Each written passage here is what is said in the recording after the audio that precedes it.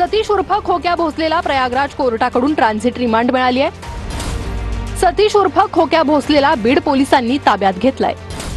बीडवरून गेलेल्या पोलीस पथकानं खोक्याला प्रयागराजच्या एअरपोर्ट पोलिसांकडून ताब्यात घेतलं। खोक्याला आता बीडमधील शिरूर कोर्टात हजर करून पोलीस कोठडी मागितली जाईल। आजच खोक्याला बीडमध्ये आणलं जाईल। मुंबई किंवा संभाजीनगर विमानतळावर आणण्याची शक्यता आहे। आज सायंकाळपर्यंत खोक्या भोसलेला बीड जिल्ह्यात आणलं जाईल। उत्तर प्रदेशच्या प्रयागराजमध्ये खोक्या भोसले याला बेड्या ठोकण्यात आल्या, तर बीड पोलीस आणि उत्तर प्रदेश पोलिसांनी ही संयुक्त कारवाई केली आहे। तर खोक्या भोसले याच्या घरामधून बाहेर काढण्यात आलेलं हे सगळं सामान जे ते आता ट्रॅक्टरमध्ये भरून नेलं जाते। वन विभागानं ही कारवाई सुरू केली त्याआधी घरातलं सगळं सामान असं बाहेर काढण्यात आलंय। कारवाई करण्याआधी इथे चित्रीकरण देखील वन विभागाकडनं करण्यात आलं।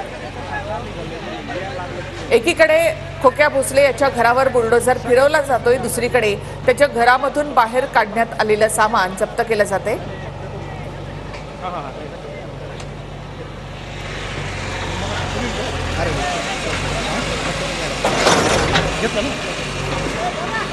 वन विभागाच्या जमिनीवर काही वर्षांपूर्वी अनधिकृतपणे खोक्या भोसलेनं हे घर बांधलेलं होतं।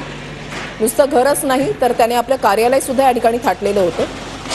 पाठीमागच्या बाजूला पक्क बांधकाम असलेलं घर आणि त्याच्या पुढच्या बाजूला त्याचं हे ऑफिस होतं, ज्याला ग्लास हाऊस असं त्याच्याकडून नाव देण्यात आलेलं होतं। आणि या ग्लास हाऊसवर काही वेळापूर्वीच बुलडोझर जो आहे तो फिरलेला आहे। वन विभागाकडून ही कारवाई करण्यात आलेली आहे। तर असा हा मागचा भाग आपण या ठिकाणी पाहतो, ज्या ठिकाणी पक्क्या बांधकामाचं घर आहे आणि दुसऱ्या जेसीबीच्या माध्यमातून हे घर जे आहे ते देखील तोडलं जाते। थेट दृश्य आपण इथे पाहतो आणि त्यासाठी 2 जेसीबी या ठिकाणी आणण्यात आलेले होते आणि खोक्या भोसले याचं घर या ठिकाणी जमीनदोस्त केलं जात आहे।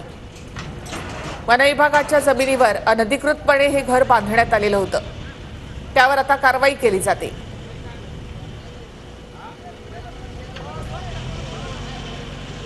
मेन रोड पासून काही अंतरावर असलेलं हे घर वन विभागाच्या जमिनीवर आहे।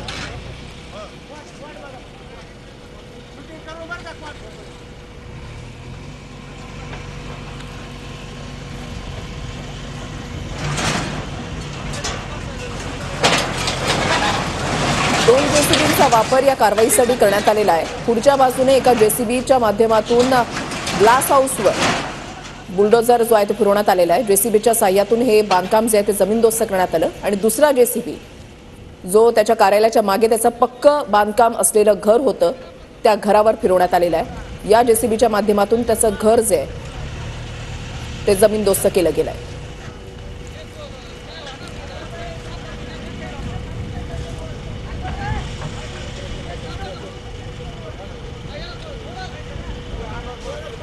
याआधी संपूर्ण घर रिकामं करण्यात आलंय, सगळं सामान घराच्या बाहेर काढण्यात आलेलं आहे आणि त्यावर आता बुलडोझर फिरवला जातोय। थेट एक्सक्लुझिव्ह अशी दृश्य TV9 मराठीवर। यावर आपलं लक्ष असेलच। पुन्हा एकदा आपण या ठिकाणी येणार आहोत। एक छोटासा ब्रेक घेऊयात, लगेच परत येऊया।